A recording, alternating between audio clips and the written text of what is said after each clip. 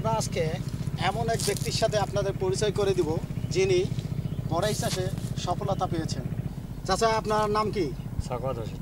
সাখাওয়াত হোসেন। এই যে আপনি যে বড়াইয়ের বাগান করেছেন, এই কিভাবে শুরু করলেন?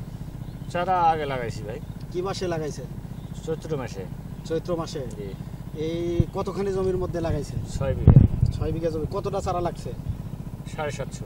আমরা জানবো যে কিভাবে চারাটা রোপণ করতে হয়, এই বিষয়ে যদি বলতেন।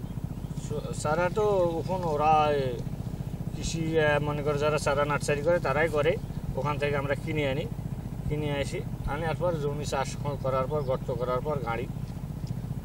আচ্ছা, একটা চারা থেকে আরেকটা চারা দূরত্ব কতখানি? এই 6.5-7 হাত। 6.5-7 হাত। এই নিম্ন হিসাবে 7 হাত। 7 হাত। জি। আপনাদের কতগুলো চারা লাগছে এখানে এই জমির মধ্যে?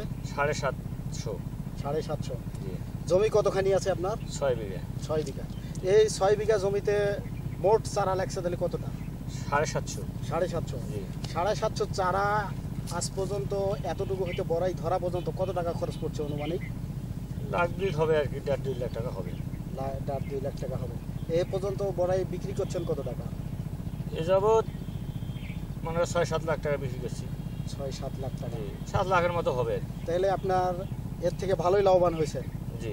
কৃষি অফিস থেকে কোনো পরামর্শ দেয় কিনা? দেয়। আসে। জি, আসে। এরপরে কি বড়াইয়ের আরো বাগান করার ইচ্ছা আছে আপনার?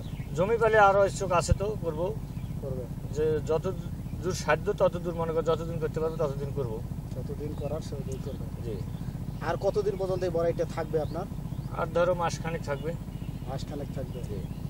মাঘ মাসে উঠে যাবে। এই যে বড়াইয়ের মধ্যে যা দেখছি আমরা, অনেকটা ছোট আছে বড় আছে। এই যে বড়টা আছে, এই বড়াই যেটা দেখছি আমরা, এই যে বড় বড় হয়েছে এগুলা, এই বড় হওয়া বা এর মধ্যে থেকে যে ছোট হয়েছে, এর মধ্যে কোনো কারণ আছে কি? হ্যাঁ জি, কারণ তো অবশ্যই আছে। ফল বেশি ধরছে তার কারণে, মানে অতিরিক্ত ফল ধরার কারণে ছোট বড় হচ্ছে। তাহলে ফল হওয়ার পর থেকে শেষ পর্যন্ত কতদিন পর্যন্ত আমরা এটা পাই ফল? ফল মনে করো পুরো 1.5 মাস আমরা পাই। পুষ মাসের 15 তারিখ থেকে মাঘ মাসের পুরোটাই।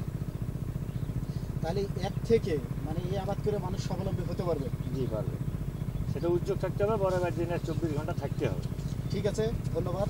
আপনার এই প্রেরণা আরও অনেক যুবককে যোগাবে, আমরা এতটুকু ব্যক্ত রেখেই আপনাদের কাছ থেকে বিদায় নিচ্ছি। আল্লাহ হাফেজ। আসসালামু আলাইকুম। আমরা একজন সফল ব্যক্তির বড়াই চাষের কাহিনী শুনলাম। উনি উপস্থাপন করেছেন যে স্বল্প পুঁজিতে কিভাবে বড়াই চাষ করে লাভবান হওয়া যায়। আমরা চাইব